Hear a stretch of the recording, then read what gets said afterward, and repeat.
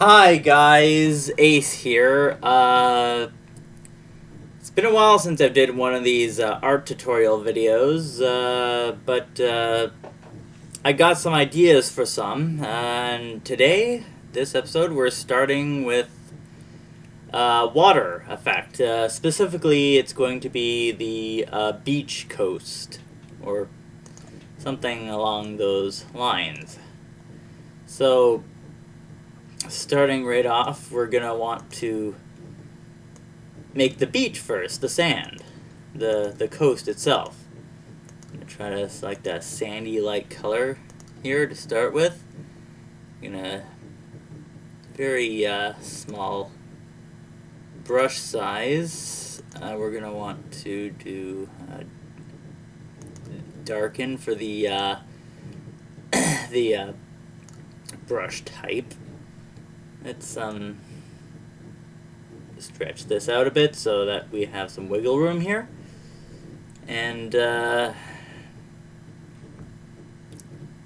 since the it's going to be a coastline that's viewed on an angle as if you're, you know, standing on the beach itself or in the water or whatever, I'm going to start like this. This part will be under the water. Now, here goes the first sand dune. Here's another like that. And there we go. And one more line right there. Under the, it's going to be under the water.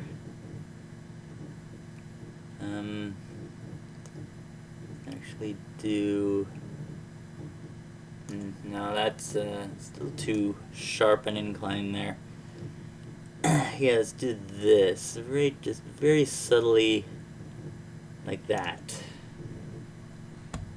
Now I'm gonna reduce that a little bit so I can it's a bit too big, a bit too small. Here we go. Some sand dune lines. There we go. There. Now we've got the outline for the, it's so coarse and rough and irritating and, you know, gets it everywhere. Wait. Yeah, I'm using the, by the way, the magic wand tool again. I'm gonna want to start with the backmost, part of it. Whoops, that's the minus, that's the subtract. By the way, this is the quick selection tool. It's also very useful, as you can see. So you can just hover it over whatever you want to select and it will select it.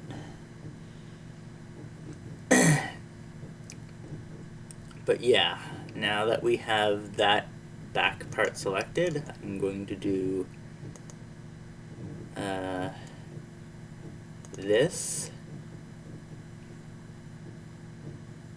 I'm going to do, yeah. For this, I'll use the linear burn. Because it'll highlight the edges of the, that I've just drawn a little bit. Just a little bit, not much, just enough. Now I'm actually going to add this, the next part to it. The closer layer. After this, I may need to shave this top edge off a bit with the eraser tool. I'll show you how to do that next, after I fill in the sand here. By doing this, now you have, with the half opaque linear burn tool, the same color and shade, I've now created two different layers of shading. with the further back one being twice as dark. Now, the rest of it. Here we go, make sure that's all evenly selected, no points missing. There we go. And now I'm going to the pattern stamp tool. This is a tool that I don't know how many programs actually have. I don't have much experience with programs outside of Photoshop, particularly this version of it, which is very old and I'm sure almost nobody uses. It's version 2008. I've mentioned this in previous tutorial videos, but this pattern stamp tool I find is very useful. So again, most of you probably don't use this, so I don't know if this will work for you, but it's what I do. Actually, I'm going to want to increase the opacity on that. Oops. This, here. Because now we're actually filling in the sand. This technically isn't the sand tool, it's called, what is it called? Yeah, canvas. And as you can see, it does look like very old paper. But it is light enough that it can pass for sand when you mix it with a little bit of the actual sand tool, which by itself is a bit too dark, as you can see. See, that one says sand. Still a little bit of that. And more. I know it looks a bit dark right now, but I will fix that in a minute. I'll show you how to do that in a minute. First, though, the shading, the ever crucial shading.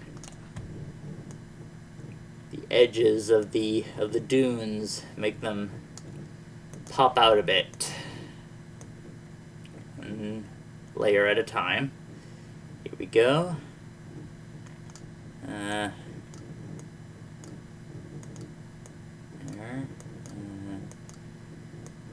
One more there. Now this one. Do that. And on these. There we go. Do a really big brush layer for, oops, it's, here we go. Like that. Make it look a bit more three-dimensional.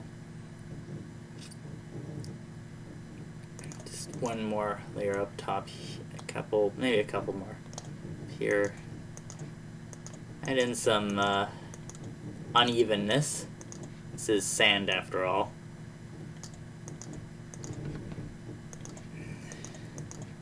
Let's fill in some of these shadows. There we go. One more darkening layer right, oops, a little bit bigger on the, here we go. There. Now, I'm going to adjust the brightness and contrast. Brightness first. See, that's looking a little bit better right there. Contrast up just a little bit, not too much. I'm just gonna do another shade layer right there and right there. There you go, and there you have your beach sand layer. And since this program is a little bit finicky, I'm actually going to prematurely save. Label it as beach. I already actually did a version of this for a friend, but I'm doing this one from scratch so I can show it to you in video form. Beach background 2. There, just simple naming. Just so that if this crashes, I don't lose all of this, though it will interrupt the video, obviously. So now that we have our beach, we need the water. Gonna want to go into the brush tool again. Change it from yellowish to bluish. Not pure blue. See, this is a finicky program. Sometimes it just like, whoop, nope, don't want to do that. But there. Start with that. Now I'm going to keep the opacity at actually I need a new layer. Yeah, because otherwise it'll bleed into the sand in a way that we don't want. So now we have our water layer. I'm going to go back to darken. I'm actually going to make the opacity of the brush 100%. However, I'm going to decrease the opacity of the layer. You'll see why in a moment. For the edge of the water, we're going to want a sharp but still smooth line. We don't want like it to be fuzzy because it's not a cloud. It's liquid, right? It's not gas. It's not poofy. It's you ever look at the edge of any body of water, you'll see it's very sharp contrast between the edge of the water and the air and the solid that it's contained in. I want to, yep, let's start like this.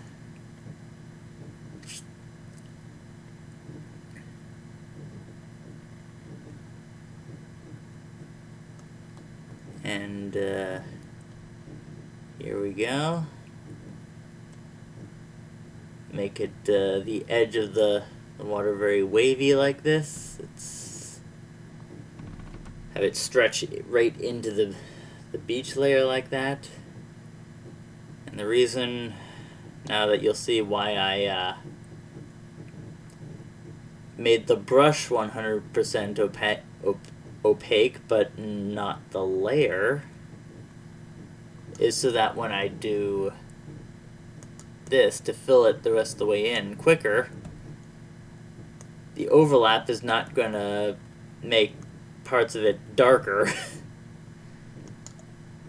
So now we have the beginning of our ocean. It's already starting to come together, but I'm just going to save again because, you know, this program could just close itself at any point. It's rather old, as I mentioned.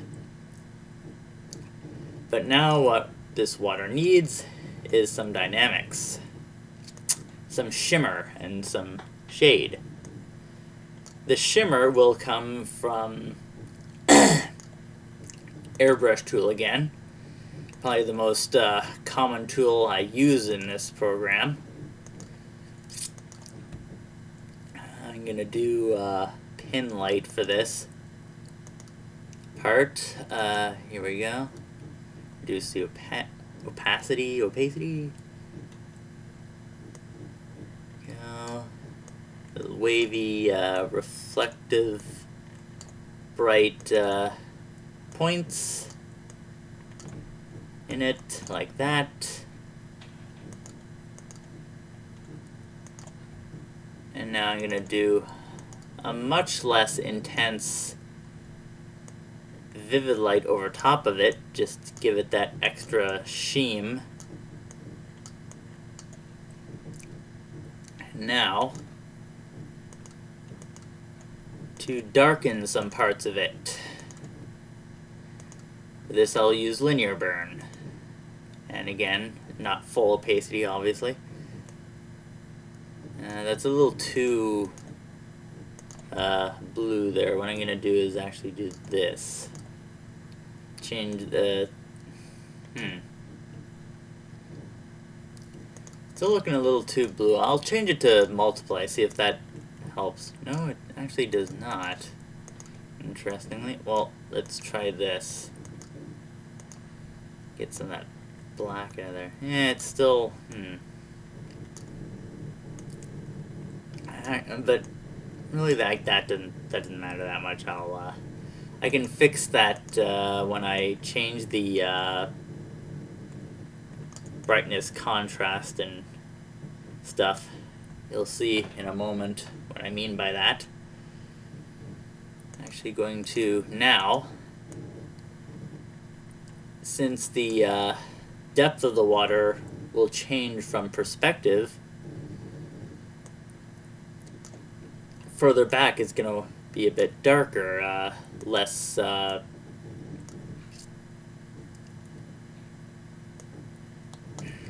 and the deeper it goes as well will also determine the now it's starting to look purple. I don't know why it's doing that. Yeah, I know I'm using linear burn, but why is it going purple? Let's try that. It's a little better. Still looking a bit purple there, but that's okay. I'll fix that in oh, maybe it's because it's, hold on. Now that we have the water looking like that, I will actually, now this is too opaque, but that's okay. Because, well, first of all, I'm gonna use one more tool here. One more stamp tool, patterns. Because waves, or that actually says satin, but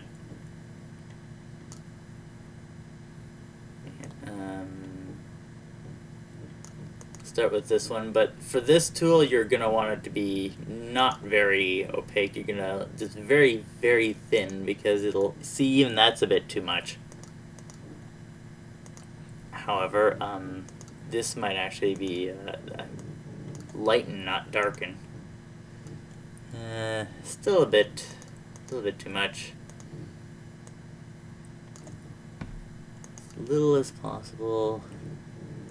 That would do it. Now, as you can see, it's 100% opaque. But the way to fix that, since the opacity is going to change with depth along the edge, that's actually way too the. I need to reduce the opacity on the brush. 50% should do. Let's increase this, and there we go. Beach water. Before I do anything else, I need to free transform and distort just a little bit, so this, zoom out here, show perspective, because we're viewing this from the water or the beach itself, after all, so it should be wider the lower to the bottom of the screen it is. And there you go. So, do this again. The last touch on the water that I'm going to do is enhance lighting, brightness, and contrast. Make it a little brighter, because this is going to be midday beach. You know, a lot of light. And since it's ocean water, there's going to be a little bit of a turquoise-ish hue to some of it. There we go. As you can see, it's translucent, it's shimmering, and no longer need that selected. What I do need is a third layer for the sky. Before I start that, again, save. Always a good habit to get in, no matter what program you're using. slightly lighter blue than the water. Not too light, but let's try that. Might do it. And we'll just maximize this brush tool. It doesn't really matter what type it is, because just there we go, blue sky. And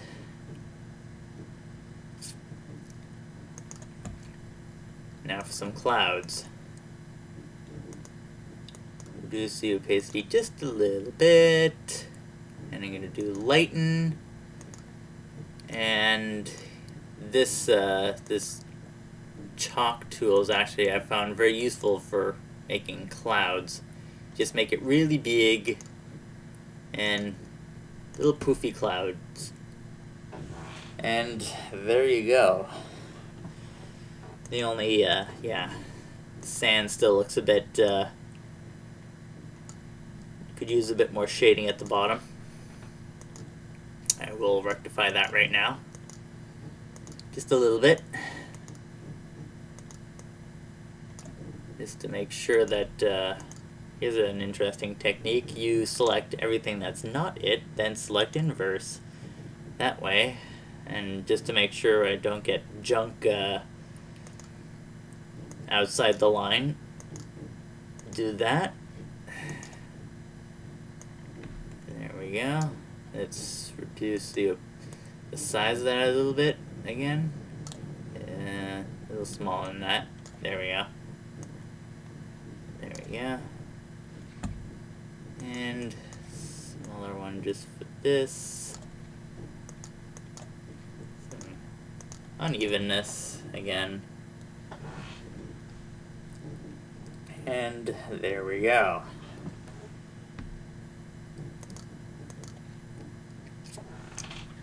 That is more or less a beach, sort of.